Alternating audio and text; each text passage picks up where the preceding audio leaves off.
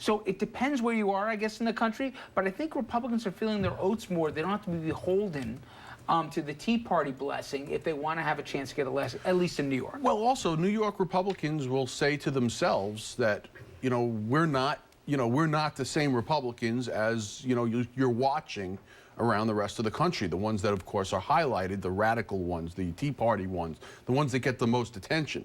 And they make that very clear, and I think they do an outstanding job of that, by the way.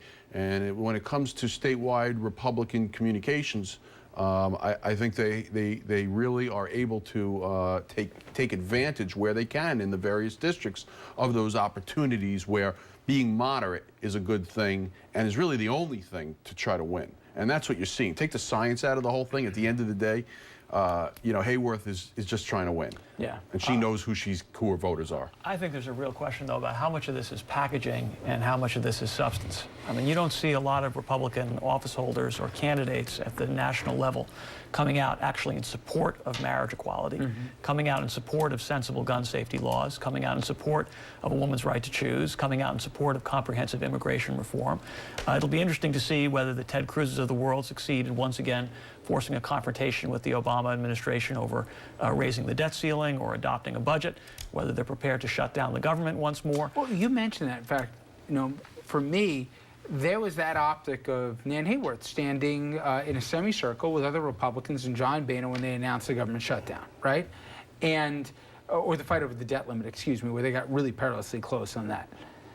That wasn't an issue in this campaign, and the argument was government bad, government ineffectual, time that we have the adults in the big room here to manage it. And certainly I think we can point to a lot of failures where government didn't do their best work in the last 6 months especially. But it's this whole debate about what should government be, what's the role of government, should we fund it to try and address these problems? I think Ebola is the best example, right? What do you want from the government? Do we want to fund it to try and find an antidote for this, right? Or do we want to then, at the same time, say to the government, you're not doing enough to protect us? And then it's such a complicated question, but I think at the root of it, the next 2 years, and I can argue the next presidential election is, what do people want from government and what are people's expectations of government?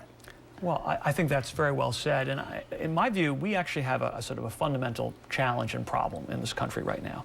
And that is there's a mismatch between our political culture, which is highly polarized and which now has European-style ideological parties where there's very little overlap between the most liberal Republican and the most conservative Democrat.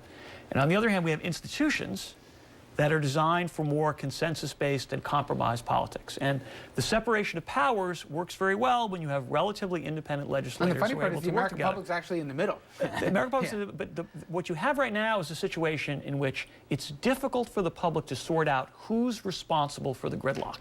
So from my perspective, as a Democrat, I would say that Republicans tonight are being rewarded for the very behavior that people hate.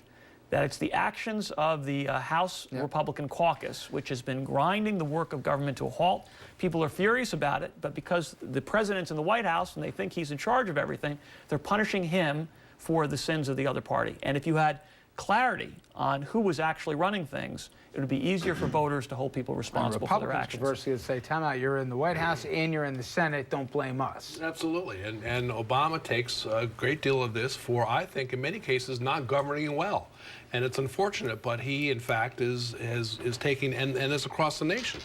He is the one, regardless of how much they know or don't know, who is the standard bearer for the Democrats, and people aren't happy. And that's true on both sides of the aisle, I think. Yeah, but that's a shame for Democrats, and the reason why is because the president has a lot of accomplishments to point at, although the Democratic machine in the communication world, they are not great at telling the story, and this has been the problem with Democrats, cycle after cycle, and this has been what Democrats Brad, look at each other. It was interesting, even what Bill Clinton had to say, which was, hey, I had it tough too when I was office, but I got a lot of stuff done. The implication being that either Obama takes no for an answer too easily, or he doesn't want to do the dirty, grungy work, and that you have to almost love politics, to love the art of the deal, to get your hands into it. Now, maybe that's Pollyannish, that if you just go around enough, that magically a deal would emerge, and that there'll be another partner on the other side. That all said,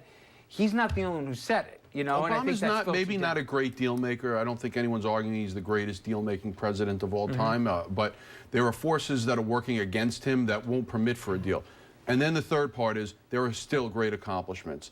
He would not, maybe not with deals, but whether you talk about health care and you talk about gas prices going down, you talk about the jobs that have been created, and you talk about so many things that nobody's willing to really talk about for some strange reason. Let me come back to you, Andrew, because some of those numbers are coming in right now, and some of the races. We're going to start with a major projection that we've got. RNN is projecting that the Republicans are going to keep control of the House of Representatives. Shocker. Not much of a surprise, but Republicans are going to maintain control of the House. In the House, we've got some races to call out of New Jersey. In the 5th District, Scott Garrett has been reelected. There was some question. He was tightening in polls with Roy Cho, but that is not to be the case. He is held on for a win.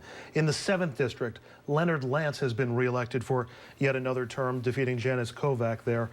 In New Jersey's 9th District, Bill Pascrell has been reelected for another 2 years in Congress. And in the 12th District, Democrat Bonnie Watson Coleman has been elected. That is the seat that the retiring Rush Holt is giving up.